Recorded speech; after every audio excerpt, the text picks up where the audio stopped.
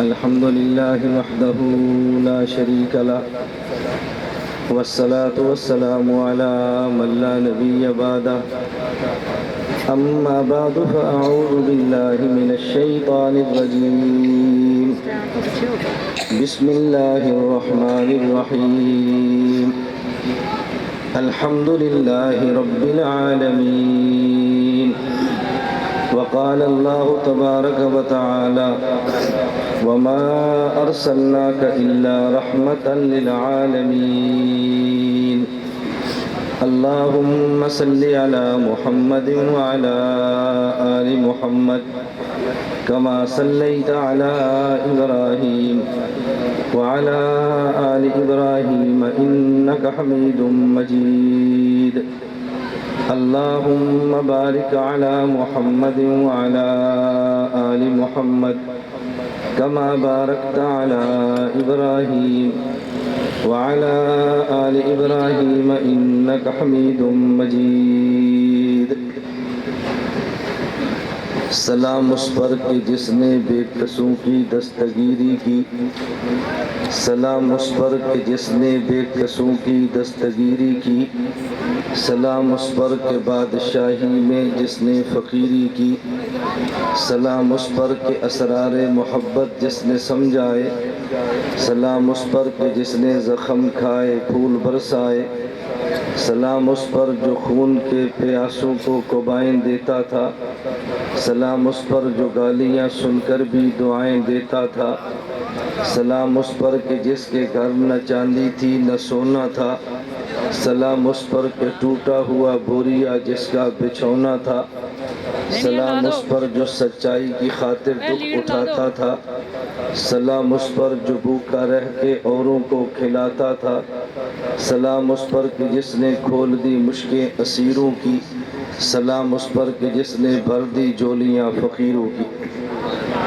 میرے نہایت واجب الاحترام بزرگوں مسلک اہل سنت والجماعت سے تعلق رکھنے والے نوجوان دوستوں اور بھائیوں ہماری آج یہ دوسری سالانہ رحمت للعالمین صلی اللہ علیہ وسلم کانفرنس ہے اللہ رب العزت ہر سال اس کو اپنی رحمت سے ان تمام حضرات کی محنت کو قبول فرماتے ہوئے اس کانفرنس کو اسی طرح منعقد کرنے کی توفیق عطا فرمائے میری عادت یہ ہے کہ میں جب بھی وقت دوں تو کوشش کرتا ہوں کہ کوئی خاص عذر نہ ہو تو اس میں ناغہ نہ ہو اب بھی مولانا نواز صاحب بھائی بشارت لیں چونکہ مجھ سے وقت لیا میں نے وعدہ کیا تھا اور سچی بات یہ کہ کئی دنوں سے مسلسل طبیعت اس سطح کی تھی کہ میرے بس میں نہیں تھا لیکن میں نے مناسب نہ سمجھا کہ آپ حضرات سردی برداشت کر کے سیرت سننے کے لیے آئیں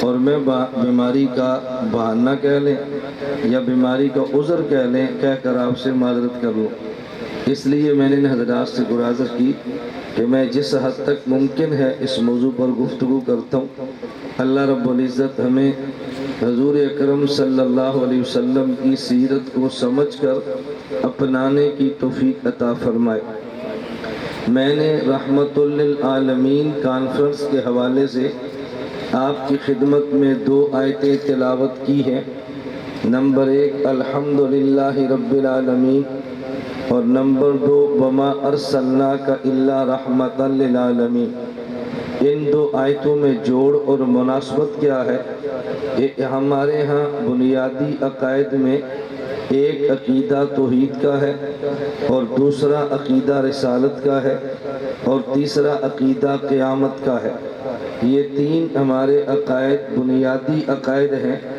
عقیدہ توحید عقیدہ رسالت اور عقیدہ قیامت ان تینوں کے لیے قرآن کریم کے الفاظ پہ غور فرمائیں جب قرآن نے آغاز کیا تو الحمدللہ رب العالمین فرمایا اور اسی سورۃ الفاتحہ میں عقیدہ قیامت کا ذکر کرتے ہوئے اللہ نے مالک یوم الدین فرمایا حضور اکرم صلی اللہ علیہ وسلم کی رسالت کے حوالے سے اگرچہ اس سورۃ الفاتحہ میں صراط الذین انعمت علیہم میں عقیدہ رسالت موجود ہے، لیکن میں نے آیت وما ارسلناک الا رحمۃ للعالمین تلاوت کیوں کی ہے؟ اس لیے کہ ہم دو باتیں سمجھیں۔ ہم نے جس کو خدا مانا وہ رب العالمین ہے، اور جنہیں پیغمبر مانا وہ رحمت للعالمین ہے۔ ہمارے خدا رب العالمین ہے، ہمارے پیغمبر جن کا ہم نے کلمہ پڑھا وہ رحمت للعالمین ہے۔ ان دونوں کا آپس میں جوڑ کیا ہے کہ خدا رب العالمین اور پیغمبر رحمت للعالمین۔ اس حوالے سے میں تین عالم اگر ذکر کروں تو مناسب ہوگا۔ ایک عالم وہ ہے جو ہمارے دنیا میں آنے سے پہلے کا ہے، اس کا نام عالم ارواح ہے، اور ایک عالم وہ ہے جو ہمیں نظر آ رہا ہے، اس کا نام عالم دنیا ہے، اور ایک عالم وہ ہے جو ہمیں نظر نہیں آنا، اس کا ایک حصہ موت سے لے کے حشر تک ہے، اور ایک حشر کے بعد سے لے کے جنت اور جہنم کے داخلے تک ہے۔ ہم اس عالم کو عالم حشر کہتے ہیں، جس کا ایک حصہ عالم برزخ ہے اور ایک حصہ قیامت کا عالم حشر ہے۔ اگر آپ ان تینوں پہ غور کریں تو آپ کو تینوں میں مناسبت بڑی عجیب لگے گی کہ ہمارے پیغمبر اور ہمارے خدا، اگر آپ دونوں کا تذکرہ عالم ارواح میں دیکھیں تو ہمیں یوں ملتا ہے کہ جب اللہ نے سوال کیا تمام ارواح سے، حضرت آدم کے جسد عطر سے خدا نے قیامت تک آنے والی حضرت آدم علیہ السلام کی اولاد کو نکال لیا۔ وَإِذْ أَخَذَ رَبُّكَ قرآن کریم میں موجود ہے، اور پھر اللہ نے تمام ارواح کو ایک جگہ جمع کر کے سوال کیا، الستُ بربکم؟ اللہ نے یہ نہیں پوچھا الستُ بِإِلَٰهِکم، کیا میں تمہارا الہ نہیں ہوں، بلکہ پوچھا الستُ بربکم، کیا میں تمہارا رب نہیں ہوں؟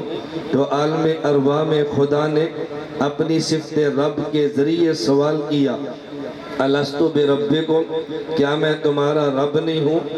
حضرت حکیم الاسلام قاری محمد طیب نور اللہ مرقدہ نے لکھا ہے کہ اس عالم میں جب اللہ نے فرمایا الستُ بربکم، حضرت آدم سے لے کے حضرت عیسیٰ علیہ السلام تک سارے انبیاء کی ارواح خاموش ہیں اور کسی نے بھی جواب نہیں دیا۔ انبیاء کے بعد صحابہ کرام کی بھی مبارک ارواح خاموش ہیں، کسی نے جواب نہیں دیا۔ صحابہ کرام کے بعد اولیاء امت کی ارواح یہ بھی خاموش ہیں اور کسی نے جواب نہیں دیا۔ سب سے پہلے جواب کس نے دیا ہے؟ عالم ارواح میں سب سے پہلے الستُ بربکم سوال کا جواب حضرت رسول اکرم صلی اللہ علیہ وسلم کی روح مبارک نے دیا ہے، بلا، اے اللہ کیوں نہیں، آپ ہمارے رب ہیں۔ جب اللہ کے نبی نے بلا فرمایا، ان کے بعد حضرت آدم نے، تمام انبیاء نے، تمام صحابہ کرام نے اور تمام اولیاء نے اور قیامت تک آنے والے تمام انسانوں نے بلا کہا ہے۔ پتہ یہ چلا، یہ بات توجہ سے سمجھنا، پتہ یہ چلا عالم ارواح میں اگر خدا کی ربوبیت کا اقرار ہو جانا یہ خالص رحمت کی وجہ سے ہے۔ میں اس کی پہلے مثال دے لوں تو بات سمجھ آئے۔ اگر ایک آدمی کا بیٹا حافظ قرآن بنتا ہے تو باپ یہ کہتا ہے کہ ہم اس قابل نہیں تھے، بس یہ اللہ کی رحمت خدا کا کرم ہے، ہمارا بیٹا حافظ قرآن بنا ہے۔ اگر کوئی بندہ حج کر کے آئے تو وہ کہتا ہے میں اس قابل نہیں تھا، یہ تو خاص اللہ کی رحمت ہے، خدا نے مجھے حج کروا دیا ہے۔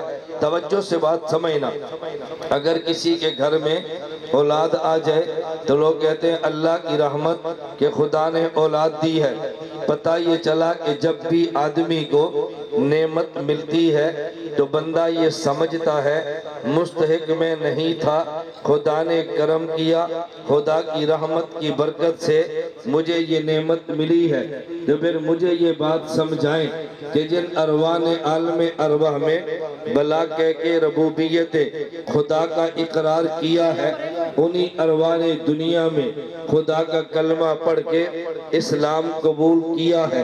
تو عالم ارواح میں بلا کہہ کے خدا کی ربوبیت کا اقرار کرنا یہ ہماری محنت کی وجہ سے نہیں ہے، یہ خالص خدا کا کرم ہے اور خالص خدا کی رحمت ہے۔ تو جب بیٹا حافظ قرآن بنے، آپ کہتے ہیں رحمت خدا ہے، آپ کو خدا حج کی توفیق دے، آپ کہتے ہیں خدا کی رحمت سے ہوا۔ اگر خدا اولاد دے، آپ کہتے ہیں خدا کی رحمت سے ہوا۔ تو پھر آپ مجھے یہ بات سمجھائیں کہ جب عالم ارواح میں ہماری محنت کو دخل نہیں ہے، بغیر محنت کے ہماری زبان سے جو بلا نکلا اور ہم نے خدا کی ربوبیت کے اقرار کیا، تو یہ بھی خدا کی رحمت سے ہے، خدا کی رحمت کے بغیر تو نہیں ہے۔ پھر دیکھ لیتے ہیں عالم ارواح میں بلا جو کہا، ہم نے کس کی وجہ سے کہا، تو روایات سے پتا چلا کہ ساری کائنات کے انسان خاموش ہیں۔ حضور پاک نے بلا کا فرمایا تو سب نے بلا کہا ہے۔ اس کا معنی یہ ہے الستو بربکم کا سوال جو خدا نے عالم ارواح میں کیا، بربکم ربوبیت خدا کا سوال یہ کیا، بتاؤ میں تم سب کا رب ہوں یا رب نہیں ہوں۔ یہ ربوبیت خدا کا جو سوال تھا اور ہم نے قرار کیا آپ ہمارے رب ہیں، تو ہم نے از خود نہیں کیا، روح مصطفیٰ بولی ہے تو ہم بولے ہیں، روح مصطفیٰ نہ بولتی ہم بول نہ سکتے۔ تو پتہ یہ چلا اگر عالم ارواح میں رب العالمین کی ربوبیت کا انسانوں نے اقرار کیا ہے تو میرے مصطفیٰ کی رحمت اقرار ہوا ہے، تو عالم ارواح میں اگر وہ رب العالمین ہے تو ہمارے مصطفیٰ یہ رحمت للعالمین ہے۔ عالم ارواح میں بھی وہ رب العالمین تھے، ہمارے مصطفیٰ رحمت للعالمین تھے۔ اگر خدا نے اس جہان میں ربوبیت خدا کا اقرار کروایا ہے تو پھر یہ بات بھی مان لے کہ رحمت مصطفیٰ کے صدقے اقرار ہوا ہے، وہاں وہ رب العالمین تھے، ہمارے مصطفیٰ وہاں بھی رحمت للعالمین تھے۔ اگر یہ رحمت للعالمین کی روح نہ ہوتی، ربوبیت خدا کا اقرار میں اور آپ نہ کرتے، وہاں بھی یہ رحمت بن کے آئے ہیں کہ ہم نے ربوبیت خدا کا اعتراف کیا ہے۔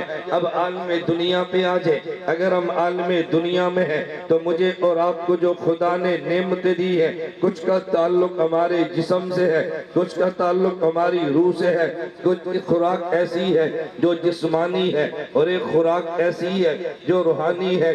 بعض نعمتیں وہ ہیں جو مادی ہے اور بعض نعمتیں وہ ہیں جو ایمانی ہے۔ ہمارے پاس دونوں قسم کی نعمتیں موجود ہیں۔ خدا نے جسم بھی دیا، خدا نے روح بھی ڈالی ہے، خدا نے جسم کی خوراک بھی دی ہے، خدا نے روح کی خوراک بھی دی ہے۔ فرق یہ ہے خدا نے ہمیں دو چیزوں سے پیدا کیا، ایک کا نام مٹی کا بدن ہے، ایک کا نام آسمانی روح ہے۔ اگر یہ بدن کے مٹی کے بدن کو خوراک چاہیے، خدا نے زمین سے بنائی ہے۔ اگر یہ مٹی کا بدن بیمار ہو جائے، اسے غذا اسے دوا چاہیے، خدا مٹی سے پیدا کر دیتے ہیں۔ لیکن انسان میں روحانی آسمانی روح بھی ہے، اگر اس کو غذا چاہیے خدا آسمان سے اتار دیتے ہیں، اور اگر اس روح کو یہ دوا چاہیے کبھی بیمار ہو جائے خدا آسمان سے اتار دیتے ہیں۔ پتہ یہ چلا ہماری جسمانی خوراک زمین سے آتی ہے، ہماری روحانی خوراک آسمان سے آتی ہے، اور روحانی خوراک کبھی بھی براہ راست امتی کو نہیں ملتی۔ روحانی خوراک کا نام وحی ہے، روحانی غذا کا نام وحی ہے، روحانی دوا کا نام وحی ہے۔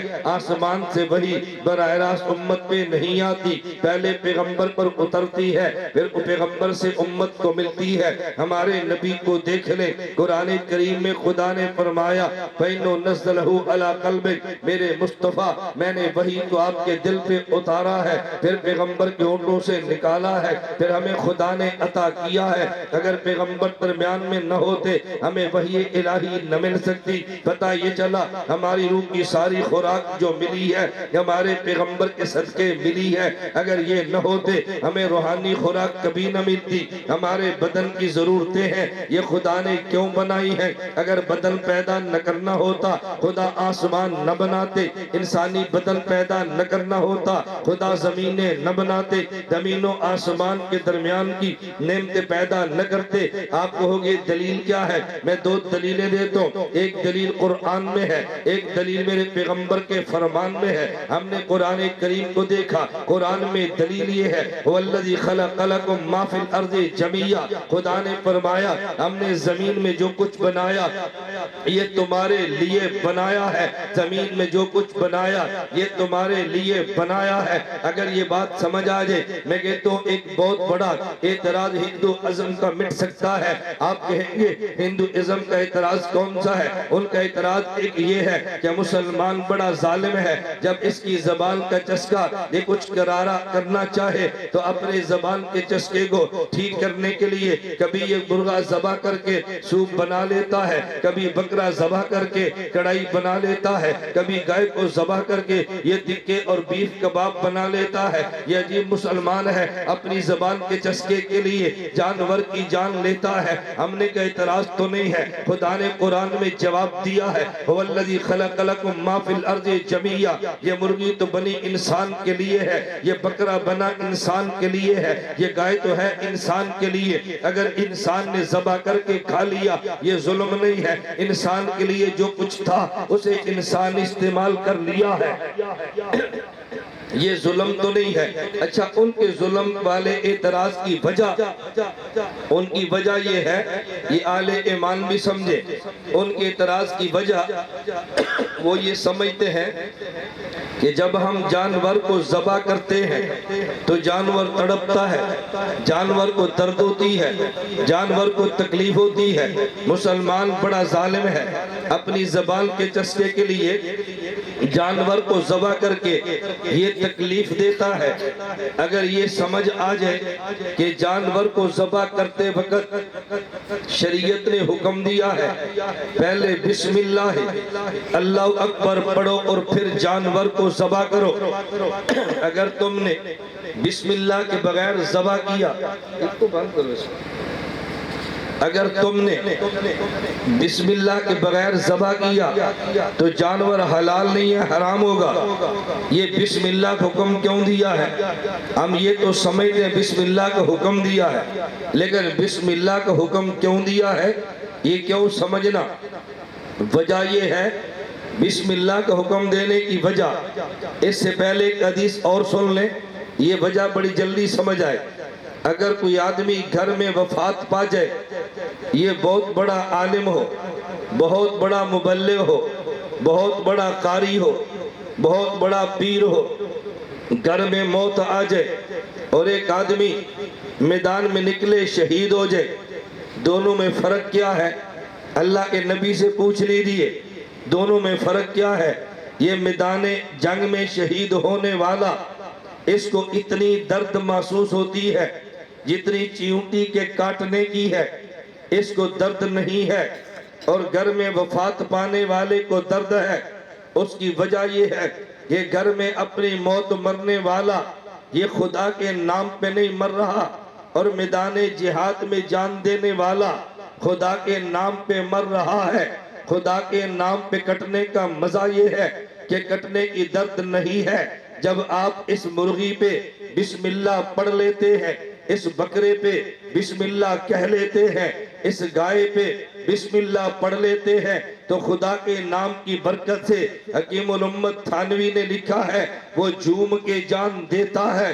جس طرح میدان جہاد میں شہید کو درد نہیں ہے، میدان جہاد میں شہید کو کٹنے کی تکلیف نہیں ہے، خدا کے نام پہ ذبح ہونے والے کو بھی درد و علم نہیں ہے۔ ہندو کے اعتراض کی وجہ تو درد تھا، جب درد ہی نہیں ہے تو اعتراض کیا ہے؟ اور یہ بھی ذہن میں رکھنا، میدان جہاد میں شہید ہونے والے کو درد کیوں نہیں ہے اور گھر میں مرنے والے کو تکلیف کیوں ہے؟ اللہ کے نام پہ جو ذبح ہے اس پہ درد کیوں نہیں ہے؟ دو چیزیں ذہن میں رکھنا، ایک اللہ کائنات کا سب سے بڑا محبوب ہے، محبوب کے اوپر مٹ جانا ہر محب کی انتہائی آخری خواہش ہے۔ آدمی سمجھتا ہے میری خواہش کی تکمیل ہوئی ہے، اس کو درد کیوں ہوگا؟ نمبر دو، جب آدمی اپنی موت مرتا ہے تو پھر روح کہاں سے نکلتی ہے؟ آدمی کے منہ سے۔ اور جب میدان جہاد میں شہید ہوتا ہے، ادھر جسم پھٹا تو روح کو نکلنے کے راستہ نہیں، کئی راستے ملے ہیں، تو پھر جسم کو تکلیف نہیں ہے، روح آسانی سے نکل گئی ہے۔ اب میں بات سمجھانے لگا، خدا نے فرمایا یہ زمین میں سب کچھ تیرے لیے ہے، جب مرغے ہمارے لیے، جب یہ بکرے اور جانور آپ کے لیے ہیں۔ پھر ہندو کے اعتراض کی منشا بجا ہے، اور اس کے اعتراض کی وجہ یہ دکھ درد تھا، وہ خدا کے نام پہ ذبح ہونے پہ یہ جھوم کے جان دیتا ہے، دکھ درد نہیں ہے۔ پھر مجھے یہ بات کہنے دیجئے، ایک ذبح ہونے والا یہ جانور ہے، ایک ذبح کرنے والا یہ مسلمان ہے، دونوں میں فرق کیا۔ وہ خدا کے نام پہ ذبح ہو کے جھوم کے جان دے گیا، یہ جب کھاتا ہے تو بسم اللہ پڑھ کے کھاتا ہے، اس نے خدا کا نام لے کے کھایا، یہ مزے میں آیا، وہ خدا کا نام لے کے ذبح ہوا، لذت اسے بھی ملی ہے، یہ خدا کے نام پہ کھا گیا، وہ خدا کے نام پہ کٹ گیا۔ خدا کے نام میں لذت اتنی ہے، تو کھائے تو تب بھی مزہ ہے، وہ کٹ جائے تو تب بھی مزہ ہے۔ اگر مزہ نہ ہوتا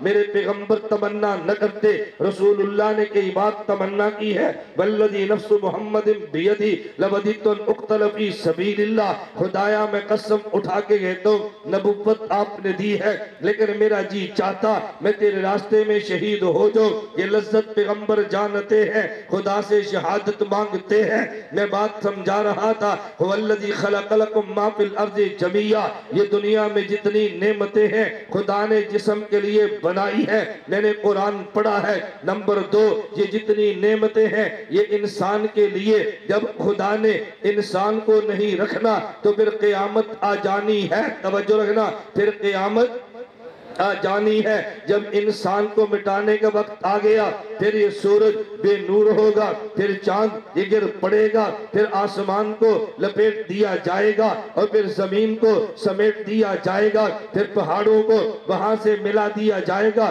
پوری زمین کو روئی کی طرح بنا کے اڑا دیا جائے گا۔ جس کے لیے سب کچھ تھا، جب اسے نہیں رکھنا تو پھر یہ بتا انہیں رکھنے کا فائدہ کیا ہے؟ یہ تھے انسان کے لیے، جب انسان ہی نہیں ہے تو رکھنے کا فائدہ کیا؟ اس سے ایک اور سوال بھی آپ کا دور ہو جانا چاہیے۔ بعض علاقوں میں زلزلے آگے تو بعض کم علم لوگ کہتے ہیں او جی گناہ انسان نے کیا، ان جانور کا قصور کیا ہے؟ دیکھو یہ بھی درمیان میں رگڑے گے یہ زیادتی ہے، میں نے کہنا نہ زیادتی نہیں ہے۔ اسی طرح قرآن کریم کی آیت ہے، اللہ فرماتے ہیں لو یؤاخذ اللہ الناس، اگر اللہ انسان کے گناہوں کی وجہ سے ان کا مواخذہ کرے، ان پہ عذاب دینا چاہے، ایک مقام میں یوں ہے ما ترک علیہا من دابہ، خدا زمین پہ کوئی جانور نہ رہنے دے۔ لوگ کہتے ہیں عجیب بات ہے، ظلم انسان نے کیا، جرم اس نے کیا، اور خدا کہتے ہیں اگر اس کے جرم کی سزا دو میں جانور بھی نہ چھوڑو، سزا اس کی ہے۔ جانور کا قصور کیا ہے؟ میں نے کہا قصور نہیں ہے، وہ جانور تو تھا ہی اسی انسان کے لیے، جب ظلم اس نے کیا اس کو رکھنا نہیں ہے تو جانور کو رکھنے کا فائدہ کیا ہے؟ جب زلزلہ انسان کے جرم کی وجہ سے ہے اسے مٹا دیا گیا ہے، اب جانور رکھ کے کرنے کیا ہے؟ یہ جانور تو اس کے لیے تھے، جب اس نے نہیں رہنا تو جانور کے رکھنے کا فائدہ کیا ہے؟ میں بتانا یہ رہا تھا عالم دنیا میں یہ جتنی نعمتیں موجود ہیں یہ انسان کے لیے ہیں، لیکن یہ بھی کبھی سوچا اس انسان نے کب تک رہنا ہے؟ حدیث پاک میں ہے اللہ کے نبی نے فرمایا قیامت اس وقت تک نہیں آنی جب تک کوئی ایک بھی اللہ اللہ کہنے والا ہوگا۔ پتہ یہ چلا جب تک یہ جسم جسم ہے تب تک یہ ساری نعمتیں ہیں، اور جسم بھی تب تک ہے جب تک یہ اللہ کہے گا۔ جب یہ اللہ کہنا چھوڑ دے گا یہ جسم تباہ ہوگا، جب جسم مٹ جائے گا یہ ساری نعمتیں مٹا دی جائیں گی۔ لیکن یہ اللہ کہنا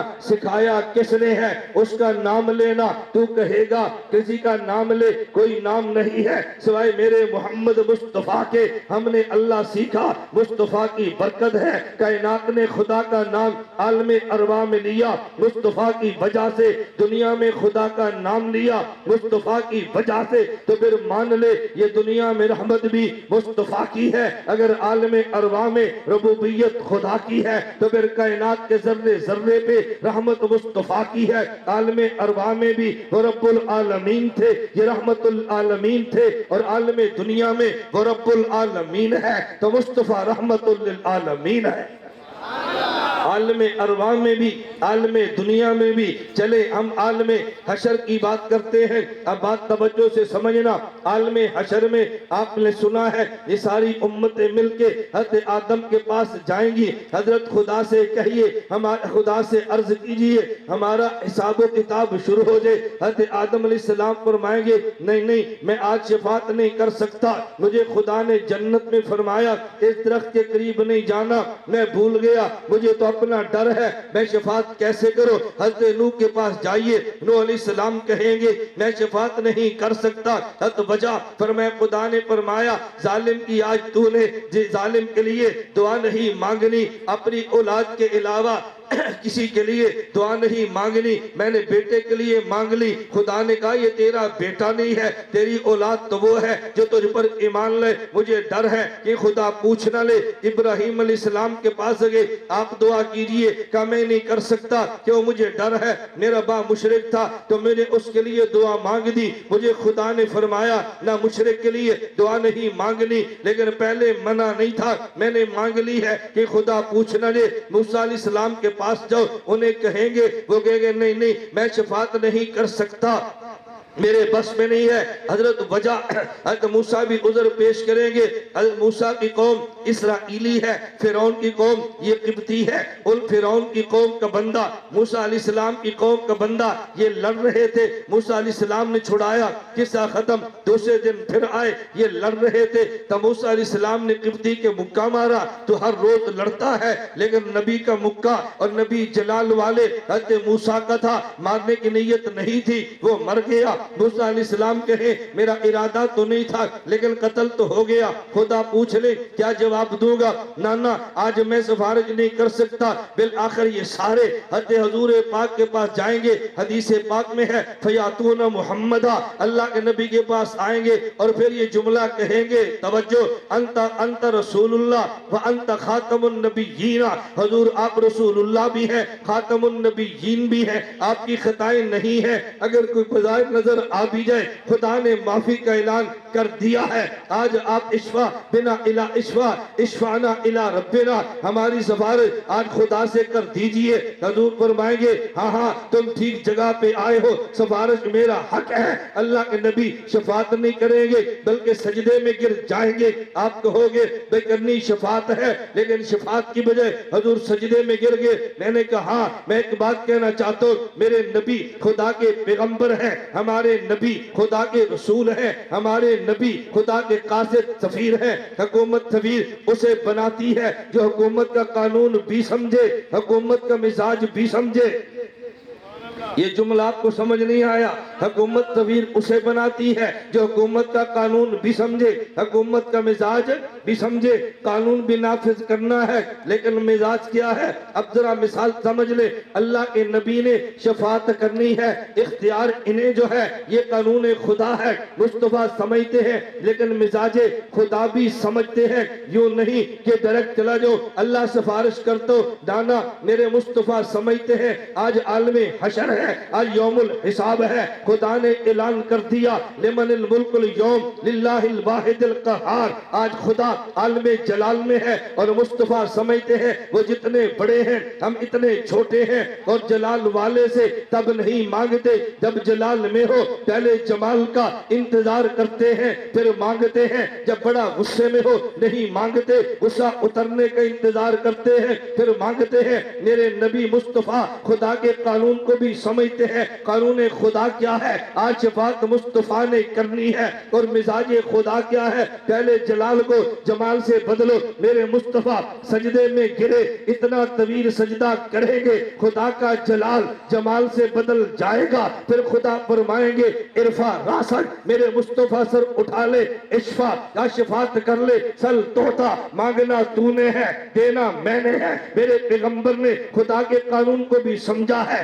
خدا کے مزاج کو بھی سمجھا ہے، تو پھر میں جملہ کہتا ہوں خدا کی قسم کائنات میں جس نے سب سے بڑھ کے مزاج خدا سمجھا وہ مصطفیٰ ہے، اور جس نے سب سے بڑھ کے مزاج مصطفیٰ سمجھا وہ نمائندہ مصطفیٰ صحابی مصطفیٰ ہے۔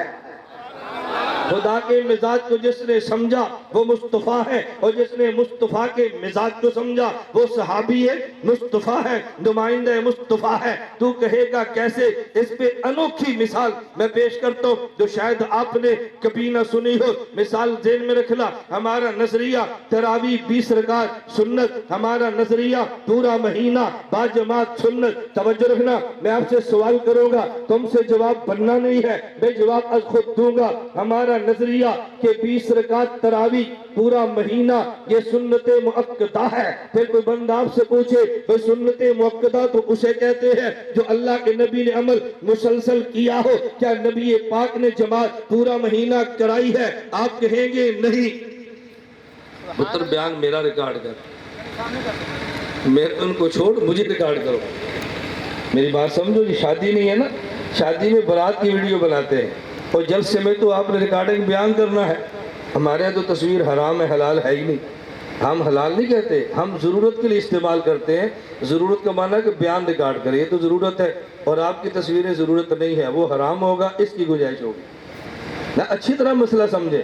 یا وہ لوگ پوچھتے ہم سے پوچھتے کہ آپ جائز سمجھتے ہیں، میں نے کہا ہم ناجائز سمجھتے ہیں۔ کیوں بنواتے ہیں؟ میں نے کہا بھی ضرورت ہے، یہ بیان نیٹ پہ جائے گا دنیا اس کو دیکھ لے گی۔ جو سنتے نہیں صرف دیکھتے ہیں، ہم نے ان کو دکھانا بھی ہے یا نہیں؟ تسی میری گل نہیں سمجھے۔ وہ بھی جڑے سندے نہیں ویکھدے نے، آڈیو والے نہیں ویڈیو والے ہیں، ہم نے ان کا ایمان بچانا یا نہیں؟ میں اس لیے بات کہہ رہا ہوں، توجہ سے بات سمجھو۔ میں وضاحت کیوں کرتا ہوں کہ بعد میں آپ کو غیبت کا مسئلہ نہ بنے، مولوی صاحب بڑا شوق ویڈیو تھا ساڑھے والا ہونے نہیں دیتی۔ بھئی مجھے شوق نہیں ہے، خدا لعنت بھیجے گناہ کے شوق پر، میں اس پہ شوق کیا کروں گا؟ میرا منشا ہے کہ گفتگو ریکارڈ ہو جائے۔ اب کتنی قیمتی دلیل آنے لگی، کیمرہ مین کو تو نہیں پتا یہ کتنی قیمتی دلیل ہے، وہ تو مجھے پتا ہے نا کتنی قیمتی دلیل ہے، اس لیے میں چاہتا ہوں ریکارڈ ہو جائے اور پھر آپ فیصلہ بات والے سنو اور آگے سناؤ۔ توجہ رکھنا، ہمارا نظریہ پورا مہینہ جماعت تراویح کی سنتیں بولے، اور سنت مؤکدہ کسے کہتے ہیں؟ جو عمل اللہ کے نبی نے مسلسل فرمایا۔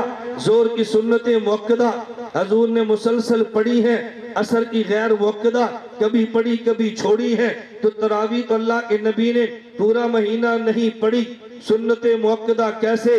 آپ کہیں گے حضرت عمر نے جو پڑھائی ہے، میں نے کہا عمر نے پڑھائی، پھر سنت مؤکدہ کی تعریف بدل دو نا، یہ تعریف کیوں کرتے ہو؟ اب جواب ذرا مشکل تھا، ذرا بات آسانی سے سمجھنا۔ ہم نے کہا تراویح کی جماعت سنت مؤکدہ، کوئی کہے گا سنت مؤکدہ کسے کہتے ہیں؟ ہم نے کہا جس کو اللہ کے نبی نے ہمیشہ پڑھا ہو، پھر وہ کہے گا خدا کے نبی نے تراویح کتنی رات جماعت کرائی ہے؟ ہم کہیں گے 3 رات، اللہ کے نبی نے 23 کی رات کو جماعت کرائی ہے، پھر 25 کرائی ہے، پھر 27 کرائی ہے، کہ پھر سنت مؤکدہ کیسے؟ میں نے کہا بات سمجھنا، 28ویں شب کو رسول اللہ صلی اللہ علیہ وسلم نے فرض پڑے، اپنے خیمے میں تشریف لے کے اعتکاف والے خیمے میں صحابہ عشاء کی جماعت کے بعد خیمے کے باہر آگے، حضور باہر نہیں نکلے، فجر کی نماز کے لیے تشریف لائے، آپ نے جماعت کی نماز کرائی، پھر اللہ کے نبی فرمانے لگے مختصر سا خطبہ، انی لم یخفى علی مکانکم، میرے علم میں ہے کہ تم باہر کھڑے تھے، میں کیوں نہیں آیا؟ انی خشیتو انی خشیت ان یفترض علیکم، دل تو میرا بھی کرتا تھا تراوی تمہیں پابندی سے پڑھا دو، لیکن کیوں نہیں پڑھاتا؟ اگر پڑھا دیتا تو تم پہ فرض ہو جاتی۔ اب توجہ رکھنا، میرے نبی کی منشا کیا تھی؟ تراوی پورا مہینہ جماعت سے ہونی چاہیے کہ نہیں؟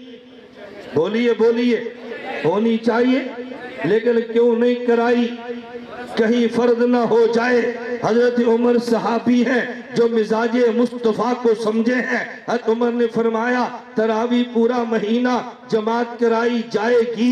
حضرت عمر نبی نے نہیں کرائی، آپ کیوں کرواتے ہو؟ فرمایا نبی کا ارشاد تو سمجھو نا، وہ فرماتے میرا دل ہے کرانی چاہیے، میں کیوں نہیں کراتا؟ کہ فرض نہ ہو جائے۔ میری جماعت کے اہتمام سے فرض نہیں ہونا، مصطفیٰ کے اہتمام سے فرض ہو جانا تھا۔ میرے نبی کی تمنا پورا مہینہ ہونی چاہیے، یہ مصطفیٰ کا مزاج حضرت عمر سمجھے ہیں، تو دیکھنے میں طریقہ عمر کا ہے، در حقیقت طریقہ مصطفیٰ کا ہے۔ در حقیقت طریقہ توجہ یہ مصطفیٰ کا ہے، حضرت عمر کا نہیں۔ اس کو حکیم الامت مولانا اشرف علی تھانوی ان لفظوں میں سمجھاتے ہیں، فرمایا تسلسل اور دوام ہمیشہ کی دو قسمیں ہیں، ایک ہے دوام سوری، ایک ہے دوام حقیقی۔ دوام سوری وہ تسلسل جو نظر بھی آئے، اور دوام حقیقی تسلسل ہے تو صحیح نظر نہیں آ رہا۔ فرمایا زور کی چار سنتیں، اس پہ پیغمبر کا دوام جو نظر آیا، اور تراوی کی جماعت پورا مہینہ اس پہ دوام ہے، لیکن نظر نہیں آیا کہ وہ نبی کی خواہش ہے جو اندر موجود ہے۔ عمر مزاج مصطفیٰ سمجھے ہیں، تو پھر میں یوں کہوں گا تراوی کی 20 رکعت کی پورا مہینہ جماعت یہ تمنا مصطفیٰ ہے جس کو پورا حضرت عمر نے کیا ہے۔ یہ مصطفیٰ کی تمنا جس کو پورا حضرت عمر نے کیا۔ اس پہ ایک سوال ذہن میں رکھ لیں، میں سندھ کے دورے پہ تھا، میرے ساتھ میرا ایک گارڈ عالم نہیں تھا۔ مزاج کا اثر کتنا ہوتا ہے اور صحبت سے بندہ چلتا کیسے ہے؟ میں نے بیان کیا، بیان کے فوراً بعد کمرے میں مجھے کہتے استاد جی مجھے ایک سوال ہے۔ یہ سوال آپ حیران ہوں گے کہ مجھ سے کسی طالب علم اور مولوی نے بھی نہیں کیا، وہ غیر عالم گارڈ مجھے کہنے لگا یہ سوال ہے۔ میں نے کہا وہ کیا؟ کہتے یہ بتائیں، آپ کہتے ہیں اللہ کے نبی نے ہمیشہ جماعت اس لیے نہیں کرائی، ہمیشہ کیوں نہیں کرائی؟ کہ فرض نہ ہو جائے۔ تو نبی کے ہمیشہ کرنے سے عمل فرض ہوتا ہے، تو زور کی سنتیں بھی تو ہمیشہ پڑھی ہیں، پھر وہ فرض کیوں نہیں ہے؟ اگر ہمیشہ سے فرض ہے تو زور کی سنتیں کیوں نہیں ہے؟ اور اگر فرض نہیں ہوتی تو پھر تراوی کے بارے میں یہ بات کیوں کی ہے؟ میں نے کہا بات آپ کی ٹھیک ہے، لیکن بات توجہ سے سمجھا۔ ہمارے ہاں نمازیں دو قسم کی ہیں، ایک وہ جن کی جماعت ہے اور ایک وہ جن کی جماعت نہیں ہے۔ جن کی جماعت کے اہتمام نبی پاک نے کیا وہ فرض ہے، اور جن کی جماعت کے اہتمام نہیں کیا لیکن ہمیشہ کیا وہ سنت مؤکدہ ہے۔ پیغمبر نے یہ نہیں فرمایا میرا دل چاہتا ہے تراوی ہمیشہ پڑھے، اگر یہ فرماتے تو بات اور تھی۔ آپ نے فرمایا دل کرتا ہے ہمیشہ جماعت ہو، تو اگر میں کیوں نہیں کراتا کہ فرض نہ ہو جائے؟ میں نے کہا زور کی سنت ہمیشہ پڑھی بلا جماعت ہے، وہ فرض نہیں ہوگی، وہ سنت مؤکدہ بنے گی۔ اگر تراوی کی جماعت ہمیشہ ہوتی اس نے فرض بن جانا تھا۔ اکیلے اہتمام اور ہے، جماعت کے اہتمام اور ہے۔ اکیلے اہتمام سے سنت مؤکدہ بنتی ہے جیسے ظہر کی نماز ہے، اور جماعت کے اہتمام سے فرض بنتی ہے جیسے ظہر کے 4 فرض ہیں۔ اس نے کہا یہ مجھے سمجھ آ گئی۔ مجھے کبھی ساتھی پوچھتے ہیں کہ مولانا صاحب دل کرتا ہے مناظر بنی یہ طریقہ، میں نے کہا یاری لگا لو، ہمارے پاس آ جاؤ، چھٹیوں میں کورس کرو، سال لگاؤ۔ اور جی پھر میں نے کہا بھی بندہ صحبت سے بدلتا ہے نا، گھر بیٹھے تھوڑا ہی بدل جاتا ہے، مزاج بندے کا بدلتا ہے لیکن صحبت سے۔ میں بات سمجھا رہا تھا، میں آخری بات کہہ رہا ہوں، توجہ رکھنا۔ میں نے کہا قیامت کے دن اللہ کے نبی کے بعد ساری امتیں آئیں گی جمع ہو کے، حضور شفاعت فرمائیں گے رحمت للعالمین کیسے؟ بات توجہ سے سمجھنا، اللہ رب العالمین ہے، ہمارے نبی رحمت للعالمین ہے، تو رب العالمین یہ رحمت للعالمین، میں کہتا ہوں خدا اگر رب العالمین ہے ہمارے نبی کو رحمت للعالمین ہونا چاہیے۔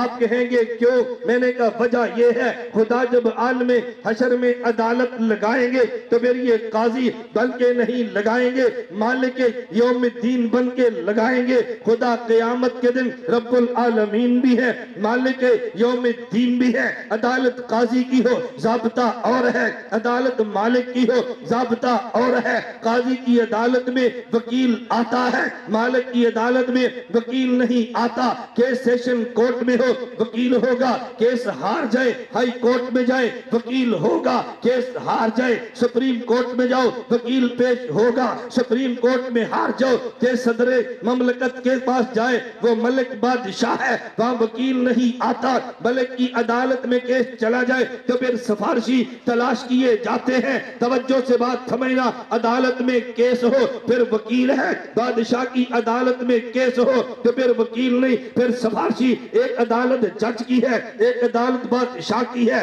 جج کی عدالت میں وکیل آتا ہے، بادشاہ کی عدالت میں سفارشی آتا ہے۔ قیامت کے دن خدا عدالت لگائیں گے، قاضی یوم الدین بن کے نہیں، مالک یوم الدین بن کے۔ قاضی کا معنی جج ہے، مالک کا معنی بادشاہ ہے۔ خدا صرف بادشاہ نہیں ہے، وہ شہنشاہ ہے، وہ صرف حاکم نہیں ہے، احکم الحاکمین ہے۔ تو جب قیامت کو خدا مالک یوم الدین بن کے عدالت لگائیں گے، وکیل نہیں چاہیے، سفارشی چاہیے۔ تو کہے گا سفارشی حافظ قرآن ہے، میں نے کہا مان لیا وہ 10 کے لیے ہے، شہید ہے، میں نے کہا مانا یہ 70 کے لیے ہے، اور یہ نابالغ بیٹا، میں نے کہا مانا یہ والدین کے لیے ہے، میرے پاس عالم، میں نے کہا مانا یہ 100 کے لیے ہے۔ مسئلہ پوری انسانیت کا ہے۔ اب سفارشی کون سا چاہیے؟ ہم دیکھیں گے جتنا بڑا مالک ہو اسی کے مطابق سفارشی لاتے ہیں۔ اگر مالک رب العالمین ہے اور دن یہ یوم الدین ہے تو پھر سفارشی شفیع المذنبین وہ چاہیے۔ اگر مالک وہ ہے جس کی ربوبیت کا تعلق کائنات کے ذرے ذرے سے ہے تو پھر سفارشی وہ چاہیے جس کی رحمت کا تعلق بھی کائنات کے ذرے ذرے سے ہو، جس کی ربوبیت کا تعلق ذرے ذرے سے ہے وہ رب العالمین ہے، اور جس کی رحمت کا تعلق ذرے ذرے سے ہے وہ میرا محمد رحمت للعالمین ہے۔ اگر قیامت میں عدالت مالک یوم الدین کی ہوگی وہ رب العالمین ہے تو سفارشی وہ چاہیے جو رحمت للعالمین ہے۔ اس لیے میں کہتا ہوں عالم ارواح میں خدا رب العالمین ہے، مصطفیٰ رحمت للعالمین ہے۔ عالم دنیا میں وہ رب العالمین ہے، مصطفیٰ رحمت للعالمین ہے۔ عالم حشر میں خدا رب العالمین ہوں گے تو مصطفیٰ رحمت للعالمین ہوں گے۔ ہمارا نظریہ ہے، ہم اپنے پیغمبر کو رحمت للعالمین مانتے ہیں۔ اللہ مجھے اور آپ سب کو رسول اللہ صلی اللہ علیہ وسلم کی رحمت سے وافر حصے عطا فرمائے، وافر حصے اللہ ہم سب سے عطا فرمائے۔ وآخر دعوانا ان الحمدللہ رب العالمین۔ میں نے اس کے لیے ختم نہیں کیا جو میری چٹ ہے، میں نے ویسے بیان ختم کیا۔